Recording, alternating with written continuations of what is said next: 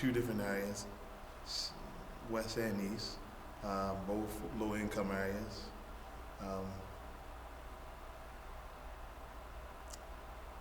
Single-parent home. I don't know who my father is. A lot of violence, a lot of issues within the community, but yet still pushing through, striving to get around things. And childhood for me was a really rough time.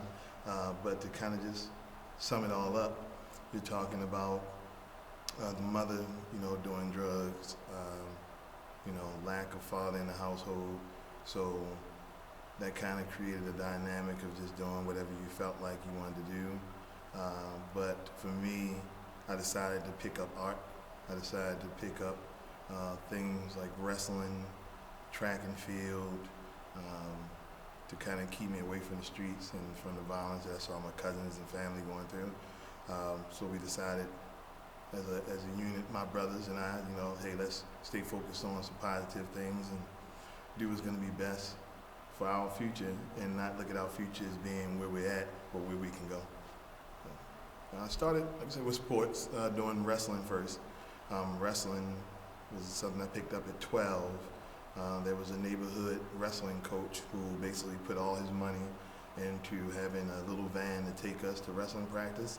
And he paid for everything we did, from wrestling singlets to tournaments. His name is Coach Hall. Coach Hall, to the day, I still speak to him, still talk to him. One of the best guys I ever knew. And that's where it all started. And then he introduced us, myself and my brothers, into wrestling and then into track and field. And from there, sports just became my life. Then I had to figure out a way, as you get older, you can't be as fast, you can't do things, picking up as much weight as you want to, as you used to when you were younger. So that's where fitness came a passion. Then I got into it for the sports conditioning part of it. After I realized that wasn't just it for sports, for physical fitness, I realized that I didn't know half anything that I was supposed to know as an athlete. So I made it my mission to start teaching kids how to squat, how to bench press, all the proper forms, techniques, nutrition advice that I could give as a personal trainer. And then that led into going further into fitness, where now I'm more corrective exercise. I do a lot more, like after you've been out of rehab, you've rehabbed your muscle with the doctor, and then after that, that's where I come in to help get you back into even better health. So I started off doing a grocery clerk for Safeway, became floor manager, grocery manager there. After that, I left there and I went to Johns Hopkins to do security. From security, I transitioned to special response unit, which was a little bit more physical. We had to do with, had to do agility tests and everything every year. And at that point, I realized that the light bulb went off. It was like, hey, this is what you can do for a living. You can teach people how to do things safely, how to get better as far as their conditioning, cardiovascular and muscle conditioning. So that's where that all built. It came into play at. From that point, I stayed there for 10 years, and then I transitioned full-time into personal training. I would say that special response unit really kind of built that foundation. There's a lot of calls that we would go on. We would end up having to go to gunshot victims. We would have to go to stabbing victims. We would end up having to go to situations where maybe there was a discrepancy of some sort on labor and delivery. And at that point, I started trying to figure out how I could fuse fitness and community work all together. So I started working with Baltimore City Police Department with a former captain, and we used to go out and do walks. Then that became like a health kind of informative thing with walking around, talking with people about, in the community about, safety and less violence. Then I started going out to churches and doing their health fairs. From the churches, I started going into the high schools. From the high schools, I started just going to events for United Way, doing their warm-ups for like their 5Ks. Just a lot of, it all kind of became one when you realize that Hopkins has a lot of outside sources that they work with that were in need of someone coming in and teaching some healthier practices. So that's how the marriage kind of there came about, being in Hopkins, doing one job, and then realizing that my passion and the job could become one.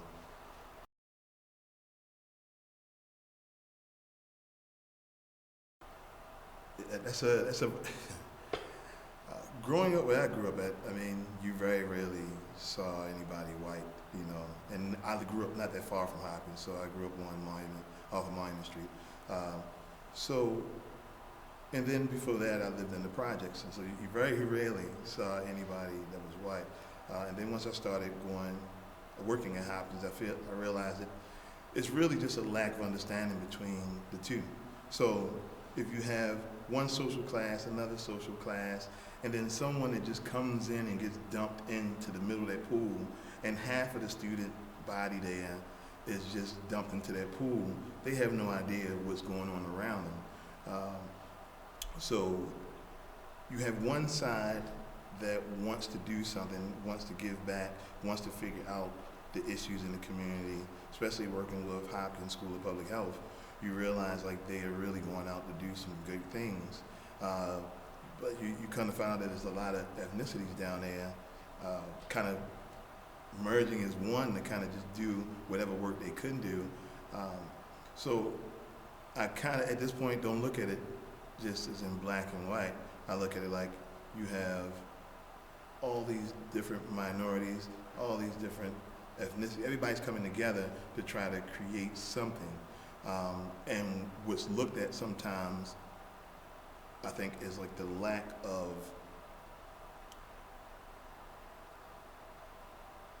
understanding of what's going on within the neighborhoods, and that they may feel like we don't want a white person coming in telling us what to do. We don't want a white person coming in giving us anything because they're not looking out for us really. And we had to learn to kind of like separate the two. There are some that are really about what we're doing, and there may be some that don't care or that's not their first objective. But it's just really important that we start taking a step back to see who is who, and not just making that assumption like this guy because he's white is against me. Because I've found a lot of supporters down there that support my cause and fitness, and were big parts of why I worked with United Way, doing the warm-ups, why I worked for many churches down there. So, that's my outlook of it, coming from the city, growing up underneath of it, and with that saying like, white people don't care, growing and learning that that's not true. You do have some, but we have to kind of stop looking at it from just one side. It's not just one way.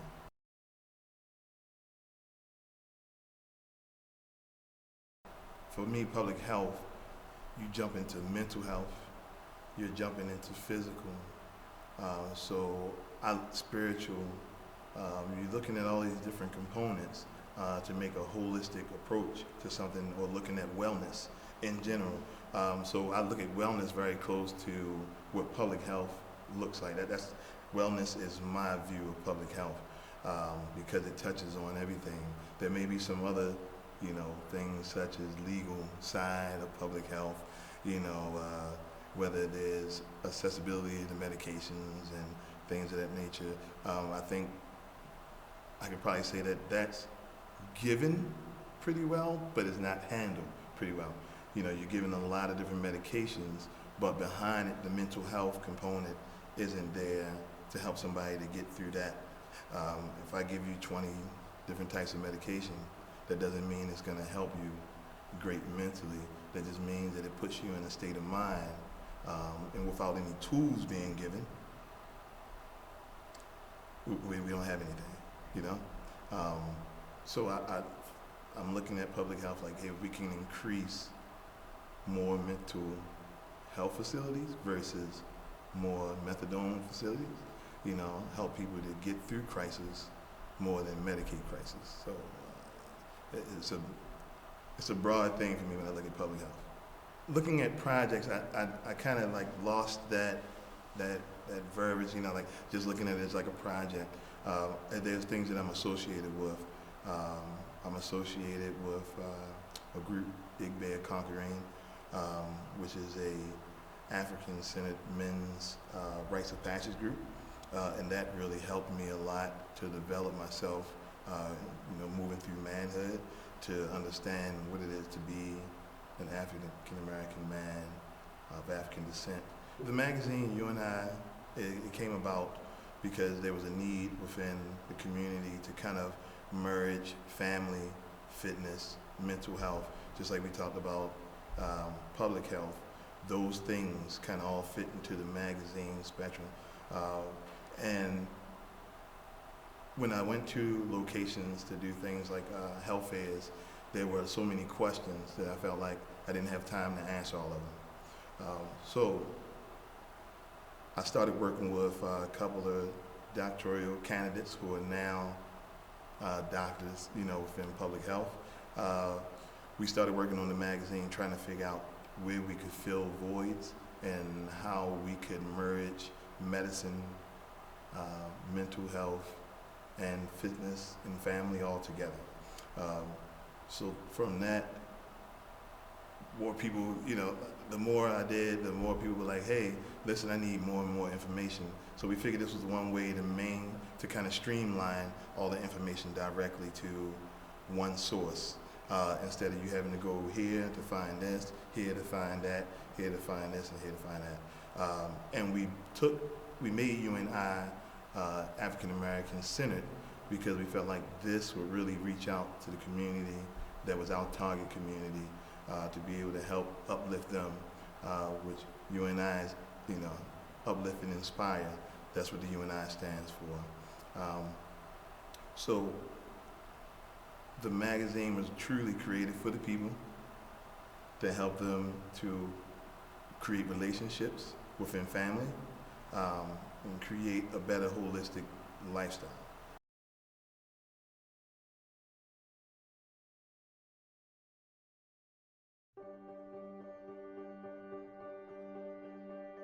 No 2 days are alike.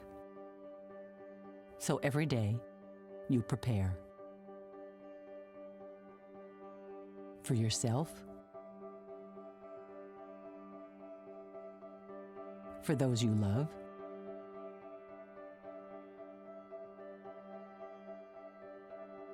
for whatever the day may bring. Being prepared is a part of who you are. But in the case of a disaster, preparation isn't always front of mind. In an emergency, when help and resources may not be available for days, being prepared is more important than ever. It's up to everyone to be informed about what types of emergencies might occur where you live or visit. Knowing the best responses for your personal circumstances is the key to maintaining your health, safety, and independence. Make a plan that covers where you'll go in an emergency and how a personal support network can assist you. Build a kit that contains the specific things you need to survive for several days: food and water, medication and supplies, as well as any important documents you may need. Being prepared is a part of who you are, and disaster preparation is no different. There's no one more capable of planning for your situation than you.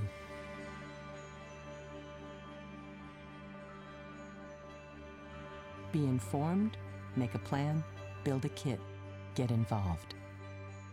ready.gov/myplan.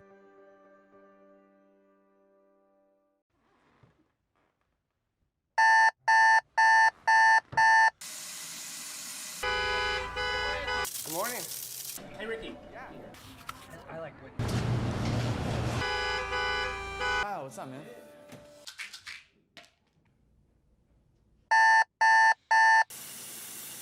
Good morning.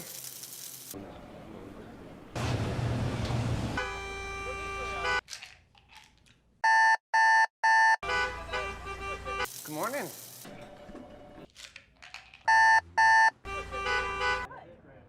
Good night.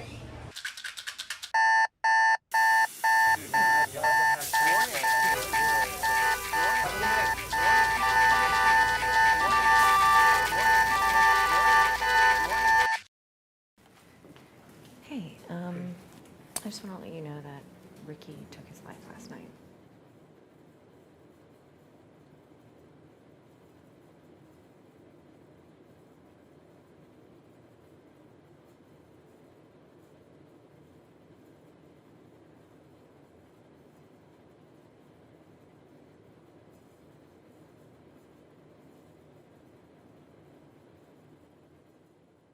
How do you change history? You can change history by walking and marching. You can change history by speaking and teaching. You can change history by taking a stand or taking a seat. But the best way to change history is when you becomes we. We tore down that wall. We marched for equality. We made sure that love knew no boundaries. Now you can become we right here in Vancouver. We can end HIV. We can change history. It begins with a test. Testing today can range from a blood test that'll inform you in about a week to some locations where a prick of the finger gets you a result in 60 seconds. Diagnosing HIV early changes everything. It prevents the virus from attacking your body, and it prevents it from spreading through our communities. All each of us has to do is step up and take a test. Changing history is that simple.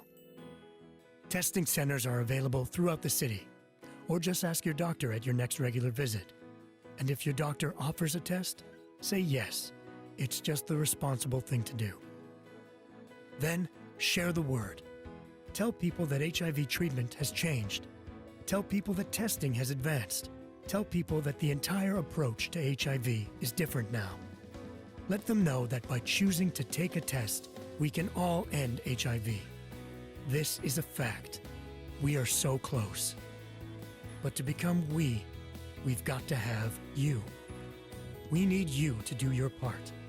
We need you to share the word, take the test, join the movement. End HIV. Change history. Learn more at itsdifferentnow.org. Hi, I'm here for my flu shot, and I understand that there are options for people who are 65 and older. There are, but you don't look 65. It's very flattering, but you know who I am. I just turned 65, and I know the immune system gets weaker with age. Well, I don't think that we've met, but there's no way you were 65. What if I said I only have one life to live, so I need protection against the flu? How about who's the boss of my health? You've never seen Who's the Boss? Oh, my boss is in the back.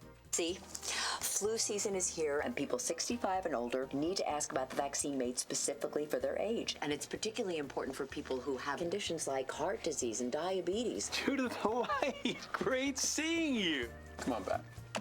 Visit the National Council on Aging at ncoa.org/flu to learn more and talk to your doctor about vaccine options for people 65 and older. Look, I'm really sorry about that. I thought you were 35.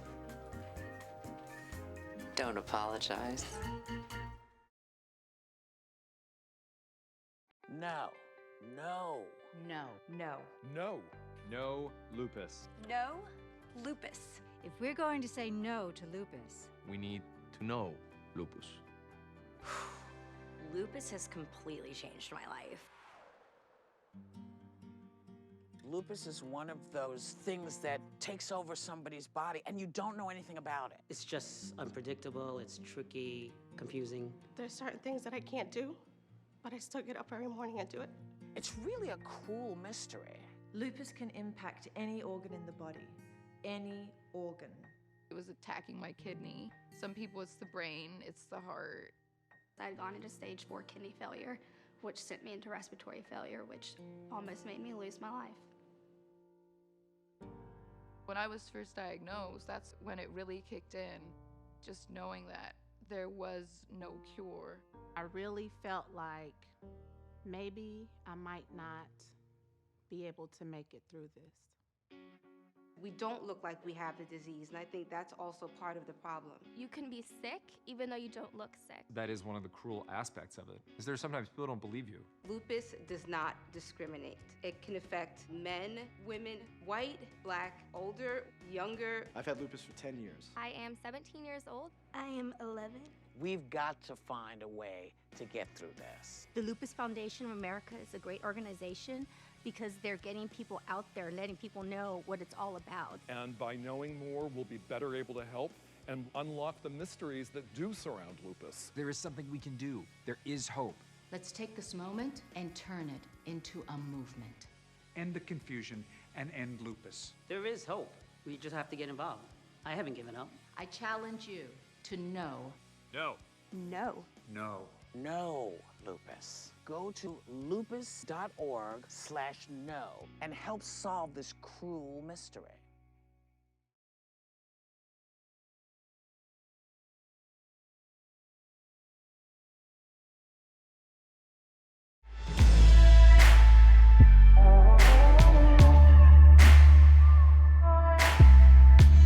Growing up, I'm not to say that there was a lack of family on my end, but how the family operated was a little different.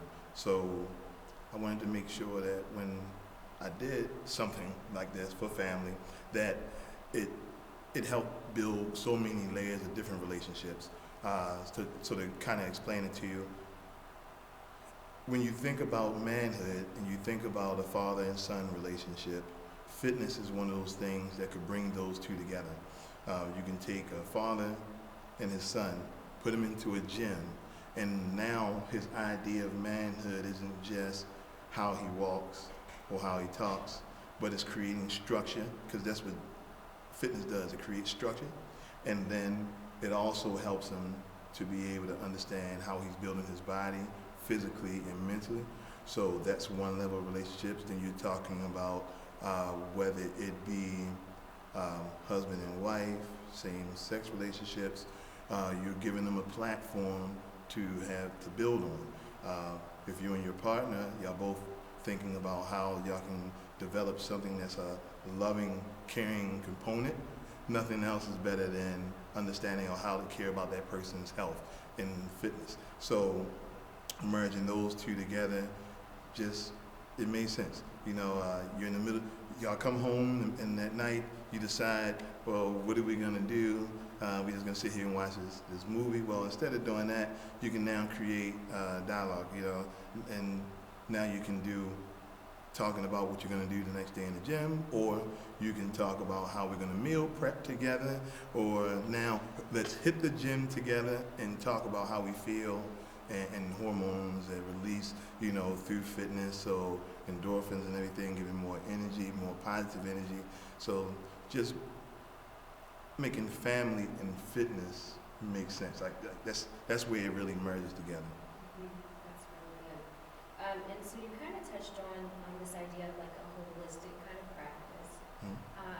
Out of those 3 or 4 that you named, spirit, mind, physical health, I think those are some of them. Which one are you finding to be most important? Like, if that one is not intact, it kind of breaks down the rest of them. Have you found that? Yeah, mental is, through this fitness journey, you kind of find out building the body can be easy. You can get somebody that's a personal trainer, such as myself, or you can go out and follow a plan that's given to you by Men's Health or whomever, or you can end up finding a friend that you're gonna go that knows a little. So the body can be built. I'm not saying easy, it's some work, but the body can be built, you know, a little bit more easier than you can mental. So, and I'm talking about the grit of mental. I'm talking about mental health, you know, where you're at that time in your life, what caused you to be in this place, if you are dealing with diabetes, how the symptoms can make you feel internally and physically, and then that comes out to have this outward look of like, hey, I'm not feeling great about myself. Just a lot, you know. So for me, you know, going through depression, you know, people deal with a lot of things that can hinder fitness. So it became my mission to kind of like really talk about mental health while dealing with fitness.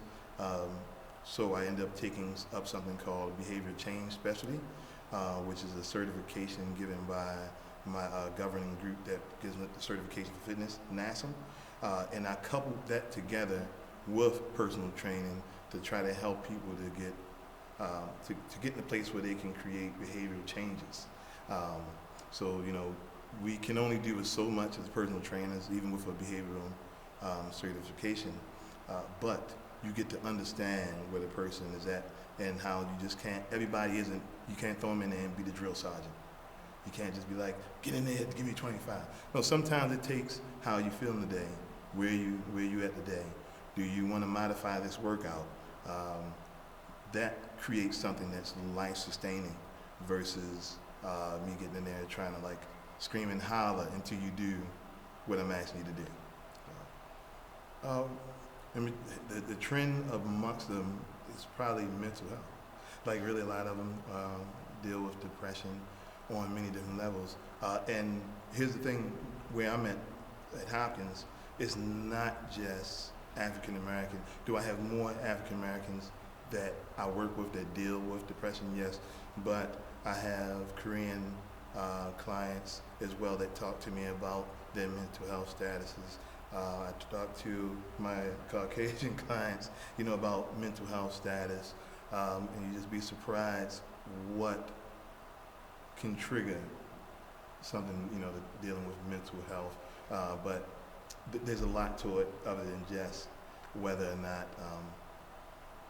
it's not just African American, but I can say that a good majority of them. But that would be the thing that's trending amongst them. And so with every trainer that I know, every trainer that I meet, I start talking to them about behavioral coaching because I think that's the future of where fitness is going to be. If we can't get into the person's mind and help them, you know, get around certain things, then there's no lifestyle change that's going to happen.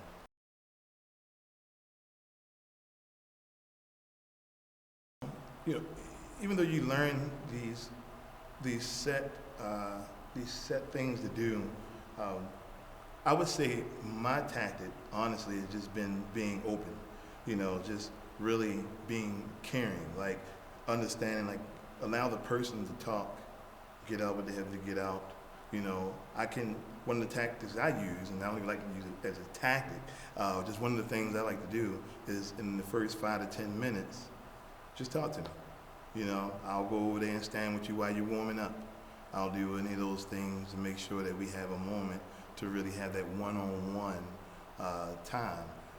And then once the person talks to you, then you kind of go into all the other things, you know, how do I categorize how they're feeling?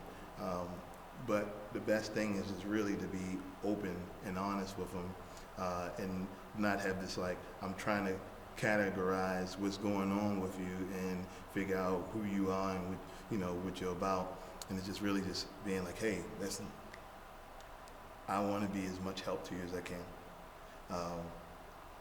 But you have to be open with me so that I can either ask, you know, those that I know professionally for a way to help you. So that's really it. The caring part is 110% it, you know.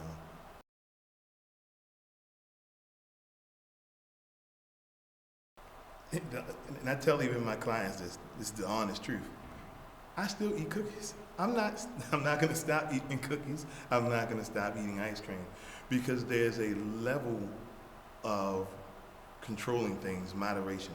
You know, I would say maybe my food back when I was younger was like cheese steaks and I could burn it off. You know, French fries, I could burn it off. Now what I've done is modified those things.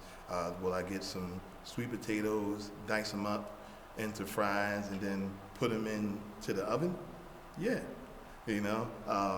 As you get older, your metabolism changes. So there's just a need to change up what you're eating. Regardless of who you are, it's going to happen to everybody. So when I talk to clients, we don't just talk about, oh, here's a diet regimen, because as a personal trainer, we can't tell you a diet. That's something that a registered dietitian has to do. But we can make food choices. I mean, we can make food suggestions. We can be like, hey, what would you like to eat? You know, what are the things that you may be allergic to? Then we can give the suggestion like, hey, instead of frying your food, won't you give it a shot just baking everything? Won't you try eating a little bit more of a wholesome breakfast from, I wake up, I eat a bowl of cereal, you know, and get on the road. One of my clients today said, I had breakfast. I said, what did you have? She said, some butter toast. You know, so you can't, you have to learn just some small things like what's going to give you energy to get through the day. And if you have a stressful job, how many calories you need to consume. And you don't have to count calories, but just having a good idea of how much consumption you can do, food intake is important, because you can't lose weight if your mission is to lose and you're just eating everything. So I look at my food habits the same way. Then I tell people, don't take away the social piece of food. Food is attached to everything we do in America. Even if you are hanging out with your buddies, you're out just driving around, somebody at one point is going to ask you to go to the store.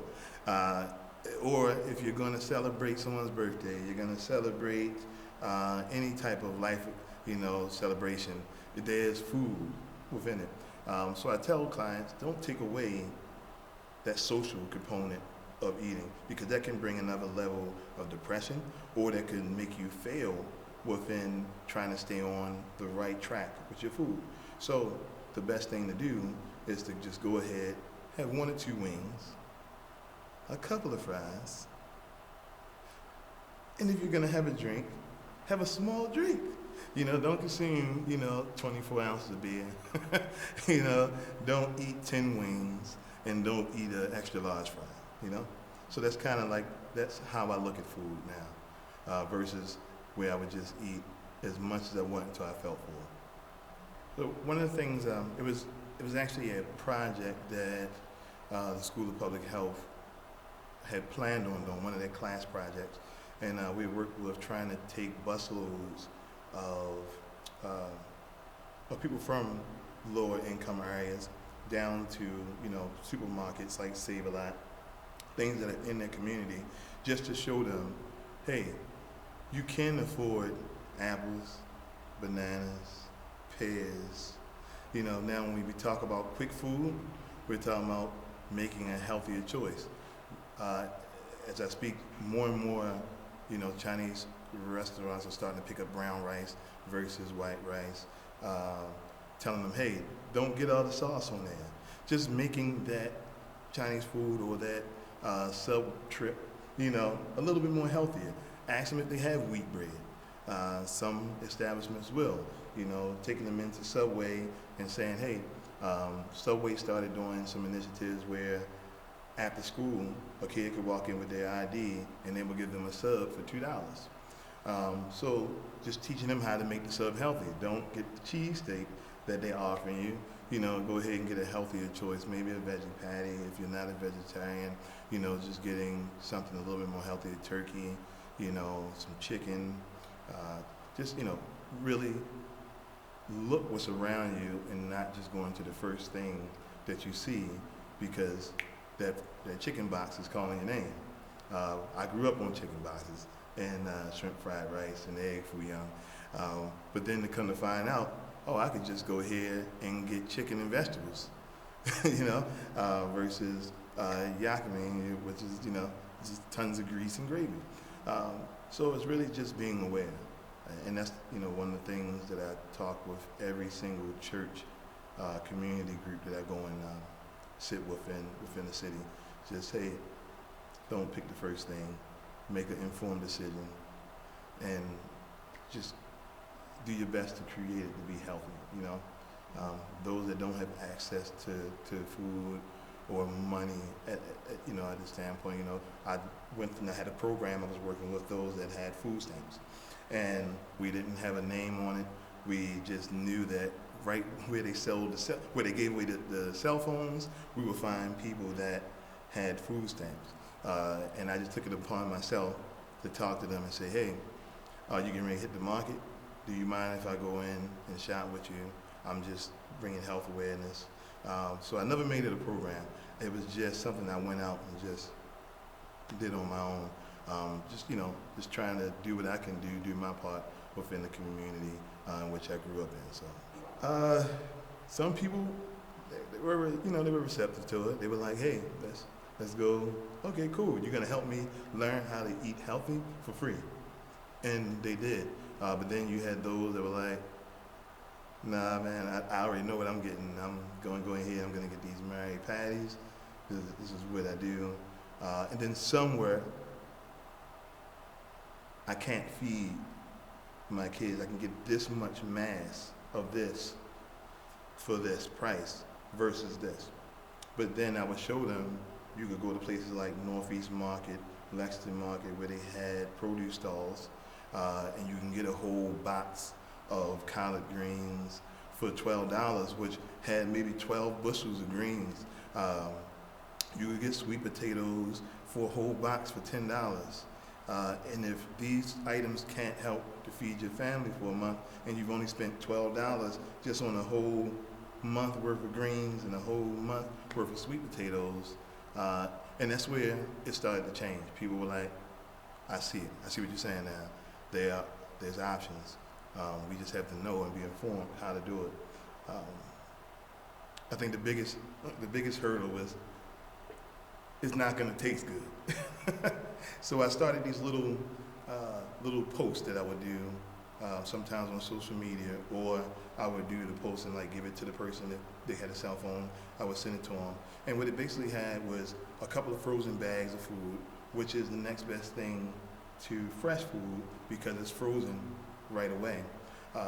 They would take the frozen food. I would take frozen food options, put them with a protein such as like a chicken breast or ground chicken, ground turkey, and then I would add 3 seasonings into it, like these McCormick Perfect Pinch seasonings, which are like whole seasonings like Cajun, lemon pepper, Southwest, and then I would give them like an option for something to drink. So they had this one little post you could take into the store and build 3 or 4 different meals from that. So that was a big game changer.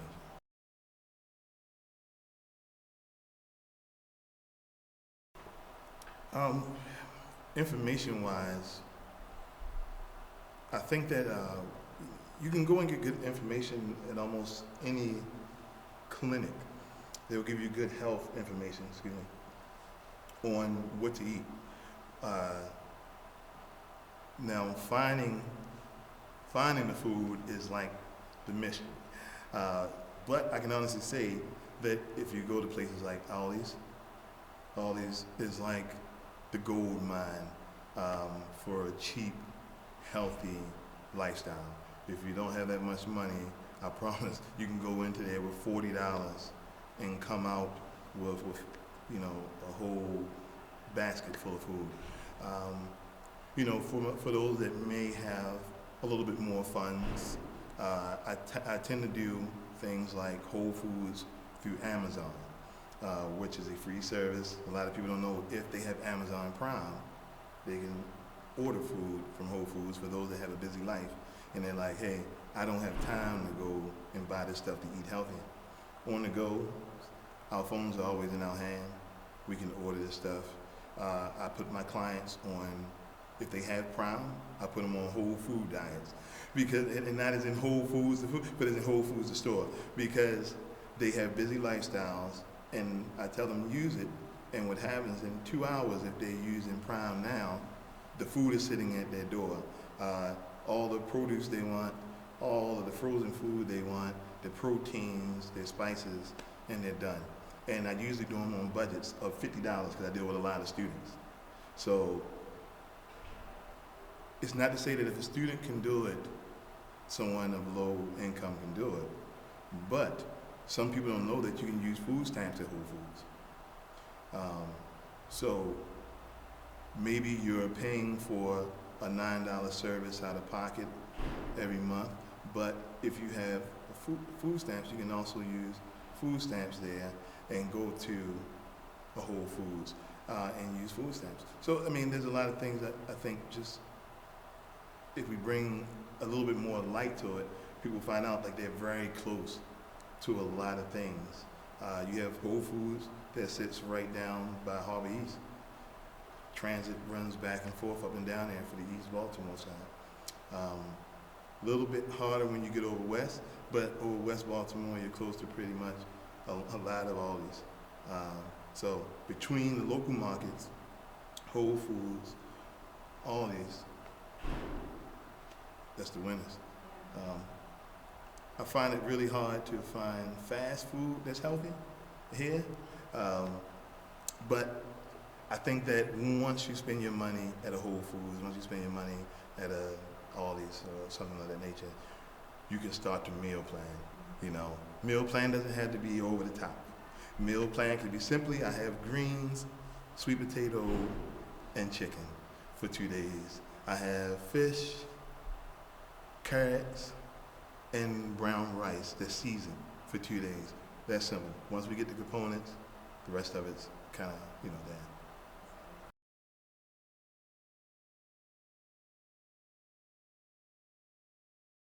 My name's Mark, I'm an alcoholic. Dorothy T., and I am an alcoholic. For so long, alcohol has sort of been there for me to sort of see me through social situations. Drinking was more important than anything else. My journey in AA started years ago when I reached the outside limits of my desperation. I really wanted to quit drinking, I just couldn't stop on my own. And you know, I remember when I woke up on the day that I got sober. I felt something inside of me tell me that I could go to AA. These people, you know, just gathered around me. That was the fellowship in action in my life. The moral of my story today is that AA has never let me down, ever. If I carry any sort of message with my story, it's that, you know, keep coming back and that this thing does work. If you have a problem with alcohol, contact AA. It works.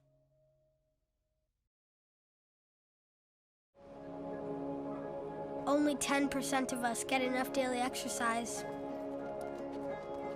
And that number is dropping. Nearly 30% of us are overweight or obese. As a result, we now have a shorter life expectancy than our parents. But give us the right start in sports, and we'll never stop. Learn how at activeforlife.ca. So on page 124, you guys can find some practice questions, and I do suggest that you all take a look at these because this test next week is going to be a doozy. We will definitely be solving for x, so x squared plus 3 equals. Marshall, would you come up here and solve this problem for the class? I can't. And why is that? Because I have a boner. Oh. I have a boner. Okay. I have a boner. I have a boner. I have a boner. I have a boner. I have a boner. I have a boner. I have a boner. All right, no, boys. Come on, sit down. Class is not. Sit down. Well then, Megan, do you want to come up to the board and solve the problem? I have my period. I have my period. I have my period. Answer is 7. I have my period.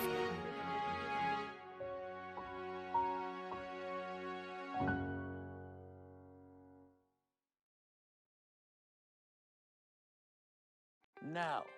No. No. No. No.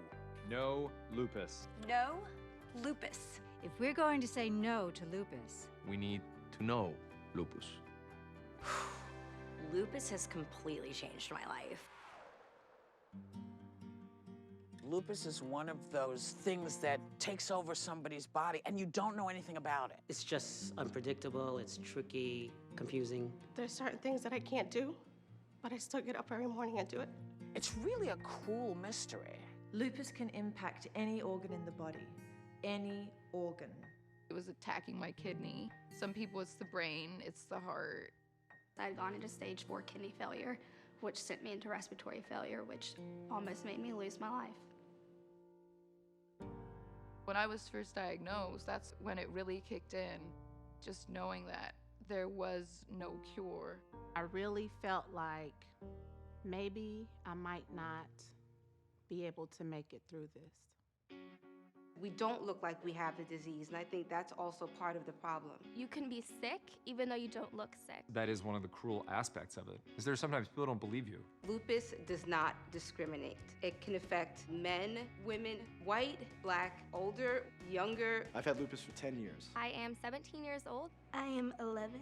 We've got to find a way to get through this. The Lupus Foundation of America is a great organization because they're getting people out there, letting people know what it's all about. And by knowing more, we'll be better able to help and unlock the mysteries that do surround lupus. There is something we can do. There is hope.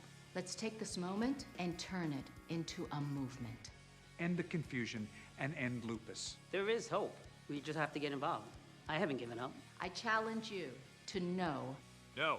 No. No. No lupus. Go to lupus.org/no and help solve this cruel mystery.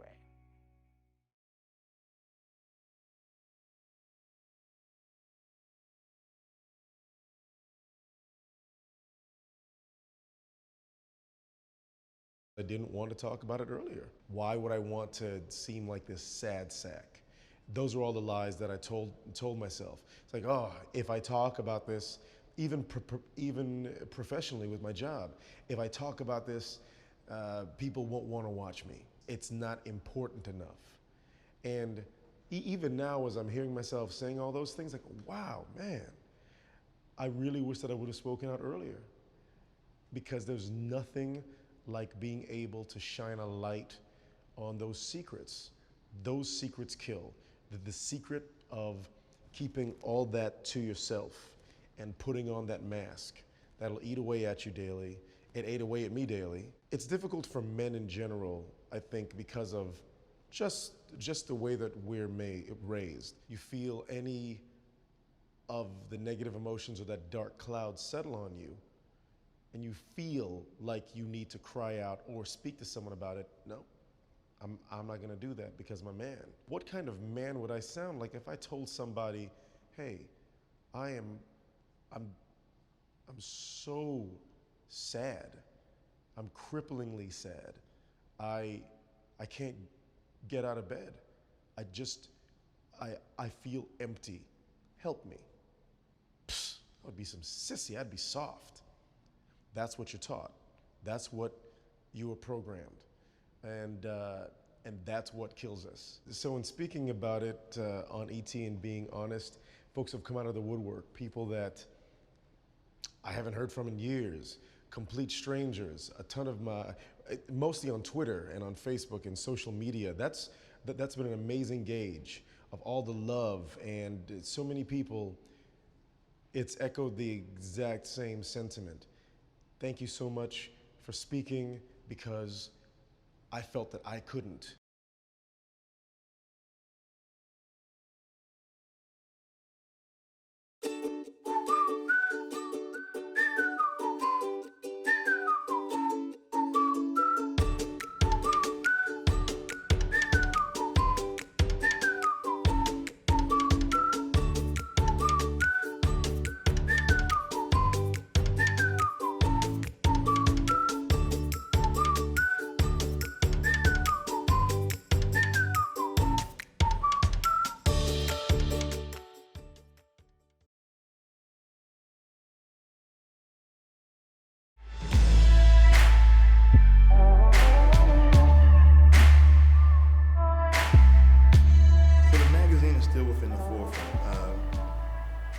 Working on putting together a quality first issue. We've had opportunities to release the magazine before, but I felt like if I'm doing this for the community, I want the community to have the best. I don't want to be another product that's just here for a little bit and gone because the community doesn't utilize it, or it's just not quality for the community. So that's at the top. But then I'm also working on creating spaces for what I call open floor workouts on Sundays. So I'm talking to a few churches, trying to get some fitness companies into donating, some equipment, just so we can have places and spaces that we can go that doesn't have a membership fee. That on the day that's kind of like made for rest, a lot of people can come on out, work their body out for a little bit, then go and get some rest. So they're like my two projects that are at the top. But I'm continuously just looking for projects. So every week, I talk to people that have Planet Fitness memberships, $10, right? I tell them, meet me there on a Sunday. I'm there at 7. I'm more than happy to talk with you. Of course, they have things where you can't really work out with the person or train them, but I am there at Mondawmin Planet Fitness at 7 a.m. on Sundays, and I'm more than willing to talk to anybody about fitness. I'll sacrifice my whole workout session if it's going to help one person to create a different lifestyle. So they're like my main 3 things right now.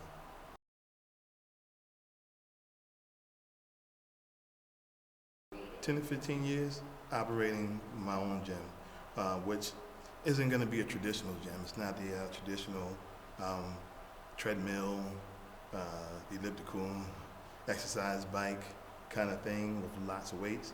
It's more about group gatherings and people being able to work out together to create relationships.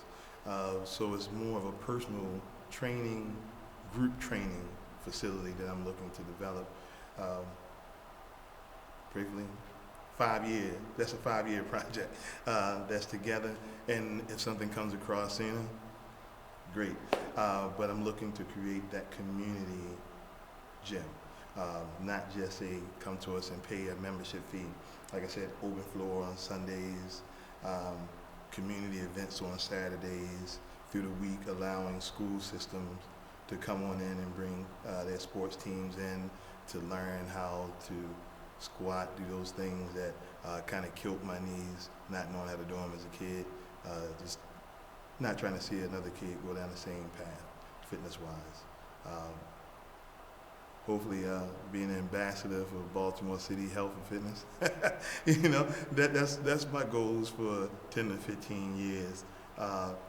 Still staying healthy, still eating cookies, but knowing my limits, just creating a better me so that I can help create better individuals through my fitness and wellness approaches, that's me in 15 years. That's like I said, it's a hard thing for me to just pick one, and that's why I love that there were questions, because I tend to be in a lot of spaces and places, and just looking at where Baltimore is now, just thinking, people say, well, Baltimore needs a lot more than fitness. And I try to challenge everybody by saying, what is your vision of fitness? What do you think fitness is? Do you think fitness is me being big and bulky, and that's what you think fitness is? But no, for me, it's been being in places and kids talking to me, saying, oh man, look at your muscles. And then I have an opportunity to talk to them about things, about bettering their life situations, how I can help them to reach goals. So I look at fitness just in a holistic way, like it can help Baltimore. The more people out here getting kids into the gym, the more people out here helping out elders to be able to maintain and have healthier lifestyles. A great amount of my clients are seniors 70 and above. So I have an opportunity to talk to them, and every day they're thanking me, even though they're paying me, and I'm thanking them. I'm like, hey, they're like, Tavon, you're helping me to live a better quality life. So if you can just look at that and see like this is really fitness. The muscles and everything else, that's the bonus. but being able to help people mentally, physically, and be able to change their life, that right there, that's really fitness. The biggest obstacle I think for anyone that's an entrepreneur that doesn't have that money already set is really finding the funding to do it. You can have a great idea, you can have the plan in place, but a lot of times the bank wants to see 5-year finances on certain things, and to develop a gym that's going to help a multitude. Yes, I could probably go into someone's home or a smaller building and throw some equipment up, but if you're talking about creating something that's really going to help impact lives at a large scale, getting the money to open up a building, that's probably the only thing. Because everybody I say the idea to, they love the idea. They're like, let's do it. When I say, yeah, it's about $1 million to get a building, or if we're going to lease a building, there's rent every month. That's the biggest obstacle. No one else wants to stop it. No one else thinks it's a bad idea. Everybody else is behind it. The moment that I get the building, I'll have even more support. But it's the first initial getting the money to create the buildings. Under Armour has contributed a lot to different community outreaches. They also sponsor so many races. They've gone into the school systems and remodeled schools. In the city, yep, in the city. I've been lucky to know two principals that were like, Tavon, Under Armour is coming in, and they know that I'm a lover of Under Armour. I think I wear Under Armour from head to toe. I don't wear anything else, honestly. If I could, I would wear this to my wedding. Under Armour. So, I love Under Armour for what they do in their life brand. Plus the clothes, they really work well, But besides that, they do a lot of community outreach. So that's where my love for Under Armour comes from.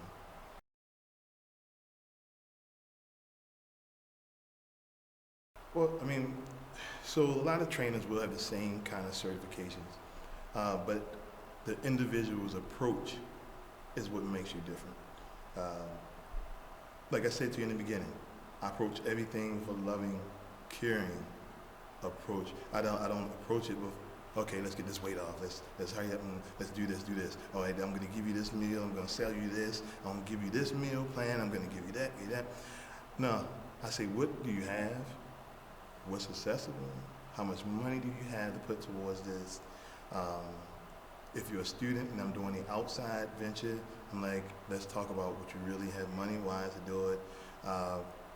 People in the community, can y'all come together and put 5 of y'all in one building and pay just $10? Just doing those type of things is what separates me from the average trainer. I've been told sometimes that I eat, sleep, fitness, so I'm in the building from 7 in the morning till 7 at night, just trying to conjure up ways to help people, not thinking about how many weights I'm gonna have you lift the next day. I'm just focused on how I can help you mentally. Then I can help you physically. So I don't know how many other trainers have that approach, and maybe there are many that do. But I think that's what separates me from other trainers is the heart. The knowledge, anybody can possess knowledge, but if your heart isn't in this, you learn that this industry is about heart because the money isn't always there.